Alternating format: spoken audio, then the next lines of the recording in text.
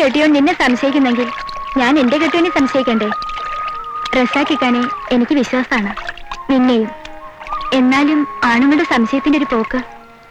ഞാൻ നിർബന്ധിച്ചിട്ടാ ഞങ്ങളുടെ കുഞ്ഞിന് ഉമ്മൂന്റെ പേരിട്ടത്. നിനക്കിഷ്ടപ്പെട്ട പൊരിച്ചിറച്ചു കൊണ്ടുവച്ചതും റസാക്കിക്ക് അറിഞ്ഞതല്ല. ഇതൊക്കെ നമ്മൾ തമ്മിൽ പറയാമെന്നല്ലേ ഉള്ളൂ. അങ്ങേരെടുത്തെന്ന് പറഞ്ഞാ തലയിൽ കയറണ്ടേ? കേറില്ല. ആണുങ്ങൾ അങ്ങനെയാ, സംശയിക്കാൻ തുടങ്ങിയ പിന്നൊരു അന്തവും കാണില്ല. ഏതായാലും അവരെങ്ങനെ ആയിക്കോട്ടെ, നമ്മൾ തമ്മിൽ വഴക്കൊന്നും പാടില്ല. നമ്മൾ തമ്മിൽ വഴക്കെന്തിന്? അല്ല, ചിലരുണ്ട് ആണുങ്ങൾ തമ്മിൽ വഴക്കായാൽ പിന്നെ പെണ്ണുങ്ങൾ തമ്മിൽ മിണ്ടില്ല. നിന്നെ കാണുന്നതിന് മുമ്പ് ഞാൻ നിന്നെ സ്നേഹിച്ചു തുടങ്ങിയതാ. കണ്ടു തുടങ്ങിയപ്പോ വിട്ടുപിരിയാൻ പറ്റാത്ത നിലയിലായി.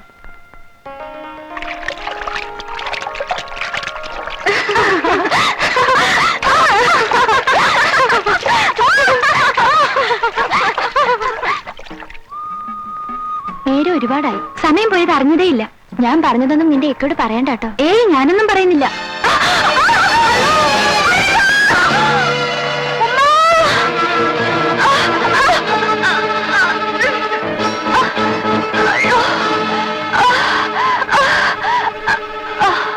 നാല് മാസം ഗർഭമായിരുന്നു ഡോക്ടർ. അതെ.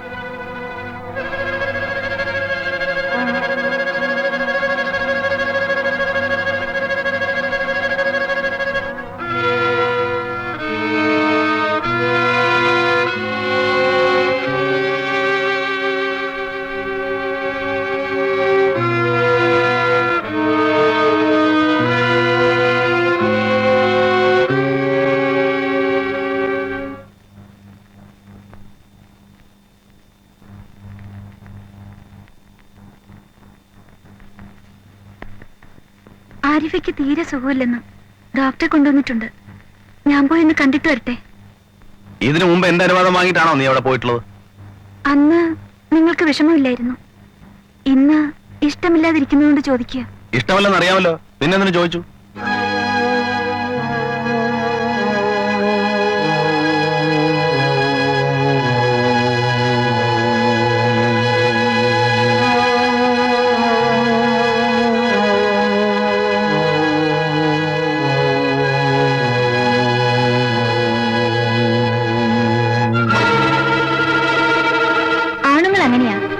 സംശയിക്കാൻ തുടങ്ങിയ പിന്നെ ഒരു അന്തവും കാണില്ല.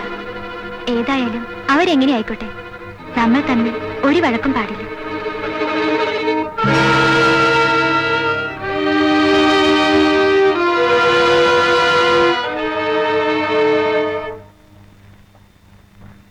ആരിഫയ്ക്ക് രക്തം പോക്ക് കൂടുതലാ. ആശുപത്രിയിൽ കൊണ്ടുചെല്ലാൻ ഡോക്ടർ പറഞ്ഞു. നീ ഒന്ന് ചെന്ന് കണ്ടുകളാ. നീ പോകുന്നില്ലേ? ആ കുഞ്ഞാണെങ്കിൽ വാ കൂട്ടുന്നില്ല. നീ ചെന്നെടുത്താ ചിലപ്പോ കരച്ചിൽ നിന്നേക്കും. മോള് ചെല്ല്. ഞാൻ പോണില്ലമ്മ. ആരിഫ് നിന്നെ 3-4 വട്ടം ചോദിച്ചു.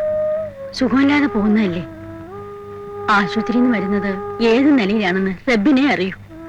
മോളിന്ന് ചെന്ന് കണ്ടിട്ട് വാ. ഞാൻ പോണില്ലെന്ന് പറഞ്ഞില്ലേ? നീ ഒരു മനുഷ്യത്തെയാണോടി? നെഞ്ചലിവില്ലാത്ത ചെറുത്താൻ. നിന്റെ സ്ഥാനത്ത് ആ പെണ്ണായിരുന്നെങ്കിൽ എത്ര വട്ടം ഓടി വരോ കഴിഞ്ഞാനെ. എന്നെ കൊന്നാളോ അമ്മ, കൊന്നാളാ. ആ പെണ്ണിന്റെ ഹാലോർത്തുണ്ടായ വേദന കൊണ്ട് പറഞ്ഞു പോയതാ മോളെ. പോകാൻ എനിക്ക് ആശയില്ലെങ്കിട്ടല്ലുമ്മ. ഉമ്മയ്ക്ക് മനസ്സിലായി മോളെ.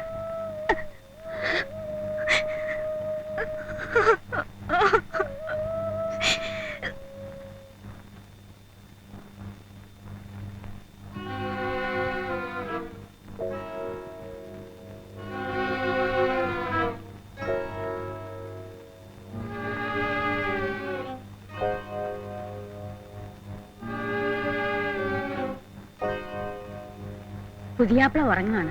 മോള് പോയിട്ട് വാ. എങ്ങാനും അറിഞ്ഞാൽ? അറിയില്ല, വിളിച്ചാൽ ഞാൻ പറഞ്ഞോളാം.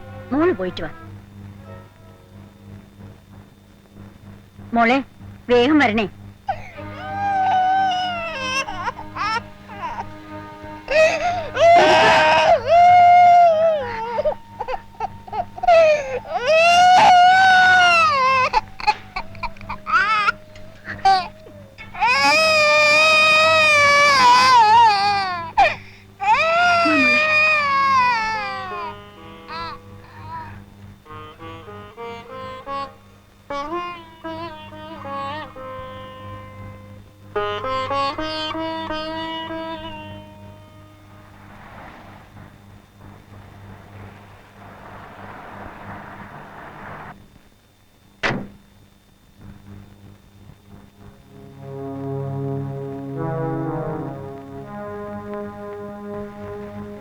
ഉമ്മു, കമറുവിനോട് ചോദിച്ചിട്ടാണോ നീ പോകുന്നത്?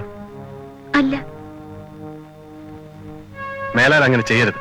വാപ്പ മരിച്ചാലും കെട്ടുവിന്റെ അനുഭവം കൂടാ പോകാൻ പാടില്ലെന്നാ നമ്മുടെ വിധി. വേമ്പോ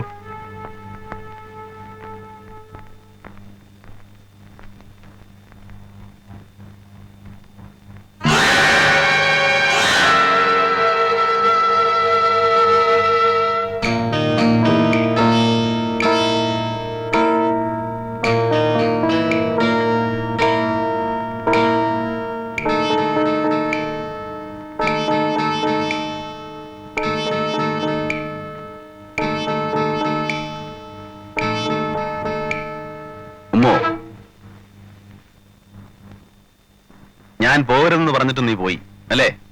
ആശുപത്രിയിലേക്ക് കൊണ്ടുപോകുന്ന ആരിഫെ ഒന്ന് കാണാൻ. അതോ റസാഖിനെ കാണാനോ? പറഞ്ഞത് വിശ്വാസമായില്ലെങ്കിൽ എന്ത് കരുതിയാലും തരക്കേടില്ല.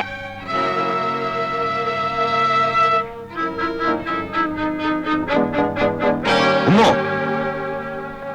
നീ എന്നെ ധിക്കരിക്കാണല്ലേ? സുഖമില്ലാതെ കിടക്കുന്ന പെണ്ണിനെ ഒന്ന് കാണാൻ പോയതാണോ ധിക്കാരം? ഞാൻ പോകരുതെന്ന് പറഞ്ഞിട്ടും അവള് പോയി. പോകണ്ടെന്ന് പറയാൻ കാരണം റസാഖിന്റെ ഉമ്മുന്റെ പെരുമാറ്റം എനിക്ക് ഇഷ്ടപ്പെടാത്തതുകൊണ്ട്. ഇഷ്ടപ്പെടാതിരിക്കാനും മാത്രം നീ എന്ത് കണ്ടെന്നാണ്? കണ്ടതല്ല എന്നെ എണ്ണി പറയണമെന്നുണ്ടോ? പറയണം. ഭാര്യ ഭർത്താക്കന്മാർ ഒത്തൊരുമയോടെ ജീവിക്കണമെങ്കിൽ സംശയങ്ങൾ പറഞ്ഞു തീർക്കണം, അല്ലെങ്കിൽ ആ ജീവിതം നരകമായിരിക്കും. നീ റസാഖോട് ചോദിച്ചില്ലേ അയാളെ കുഞ്ഞിന് എന്തുകൊണ്ട് ഉമ്മുവിന്റെ പേരിട്ടെന്ന്? അത് അയാൾ ഇഷ്ടമല്ലേ? അത് നിന്റെ ഭാര്യ എങ്ങനെ കുറ്റക്കാരിയാകും?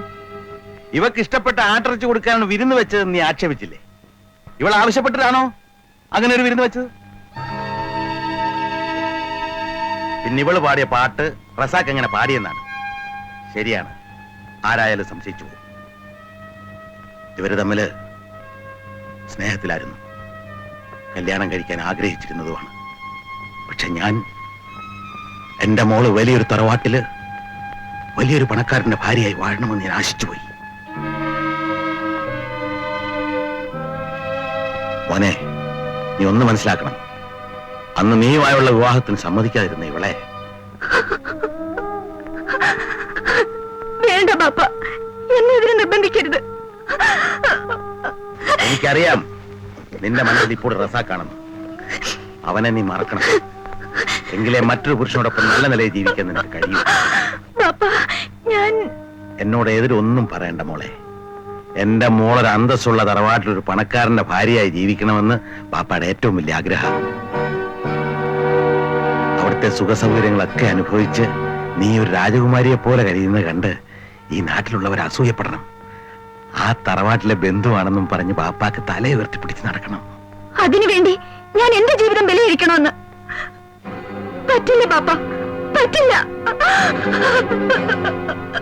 പിന്നീട് ഒരു ദിവസം ആരുടെയും പ്രേരണ ഇല്ലാതെ തന്നെ സമ്മതിച്ചു. എന്തെല്ലാമോ മനക്കോട്ടകൾ കെട്ടി ആ വീട്ടിലേക്ക് കയറി വന്ന എന്റെ മോടെ അനുഭവം. മാമയുടെ ചീത്തവിളിയും നാത്തൂന്റെ ആട്ടും തുപ്പും എല്ലാം ഇട്ടെറിഞ്ഞു പോരാമായിരുന്നു എനിക്ക്. പക്ഷെ ഞാൻ നിങ്ങളെ അത്രമാത്രം സ്നേഹിച്ചു പോയി. ആരുടെയും പ്രേരണയില്ലാതെ തന്നെ ഞാൻ ഈ കല്യാണത്തിന് സമ്മതിച്ചെന്ന് ബാപ്പ പറഞ്ഞല്ലോ. കാരണം എന്താണെന്ന് ബാപ്പയ്ക്ക് അറിയണോ?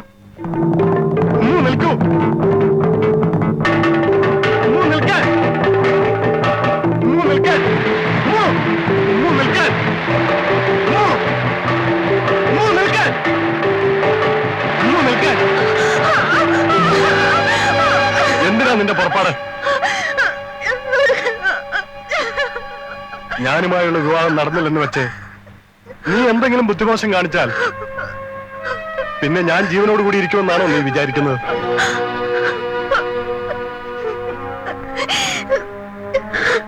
നളന്തറയിലെ അലിയാരി കുഞ്ഞിന്റെ മരുമകളാൻ ഭാഗ്യമുള്ള നിന്നെ വെറും അറിവുകാരനായ ഞാൻ സ്നേഹിക്കാൻ പാടില്ലായിരുന്നു.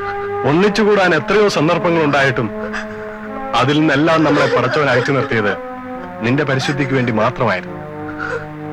നീ എനിക്കുള്ളതല്ല എന്ന് അന്നേ അവൻ തീരുമാനിച്ചിട്ടുണ്ട്. കമറുദ്ദീനുമായിട്ടുള്ള ഈ ബന്ധം നിനക്കൊരിക്കലും ദോഷം വരുത്തില്ല. യാതൊരു കാരണവശാലും നീ ഇതിനെതിര് പറയരുത്. സുഖമില്ലാത്ത കമറുവിനെ ശുശ്രൂഷിക്കുന്നതിൽ നിനക്ക് വിഷമം കാണും. നളന്തറയിലെ അലിയാരി കുഞ്ഞിന്റെ പേരക്കിടാവാണ് നിന്റെ കുഞ്ഞെന്ന് പറയുന്നതിൽ നിനക്കുമില്ലേ ഒരു അന്തസ്. ആ അന്തസ് നിനക്ക് ആവശ്യമില്ലെങ്കിലും നിന്റെ കുഞ്ഞുങ്ങൾക്കുണ്ടാകുന്ന അന്തസ്സും സ്ഥാനമാനങ്ങളും ഓർത്തെങ്കിലും നീ ത്യാഗം ചെയ്തേ പറ്റൂ. എന്നെപ്പറ്റി ഇനി നീ ഓർക്കുന്നത് പോലും എനിക്കിഷ്ടമല്ല. അങ്ങനെ ഓർക്കാൻ ഇടവന്നാൽ അന്ന് എന്റെ മയ്യത്തായിരിക്കും. എന്നാൽ നീ ഇതിന് സമ്മതിക്കണം.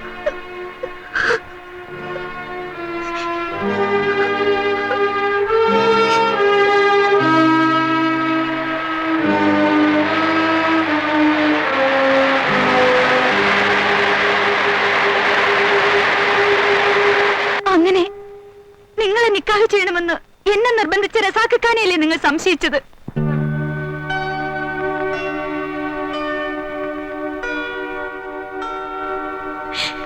ഇത്രയും കാലം ഞാൻ അവിടെ താമസിച്ചിട്ടും ഒരു വാക്കിൽ നിന്നോ ഒരു ചലനത്തിൽ നിന്നോ റസാഖ എന്റെ മനസ്സിലുള്ളതായി നിങ്ങൾക്ക് തോന്നിയിട്ടുണ്ടോ? ഉമ്മയുടെ നശിച്ച ആ എഴുത്ത് അന്നവിടെ വന്നില്ലായിരുന്നെങ്കിൽ റസാഖ പാടിയ ആ പാട്ട് പോലും ഞാൻ അവിടെ പാടുകയില്ലായിരുന്നു. ഞാൻ റസാഖയും ചെറുപ്പത്തിലെ സ്നേഹമായിരുന്നു എന്നറിഞ്ഞ ആരിഫയുടെ നിർബന്ധമാണ് എനിക്കിഷ്ടമുള്ള ഇറച്ചി വയ്ക്കാനും കുഞ്ഞിന് എന്റെ പേരിടാനും കാരണമെന്ന് അവൾ എന്നോട് പറഞ്ഞു. ഇക്കാക്ക ആരിഫ് മയ്യത്തായി.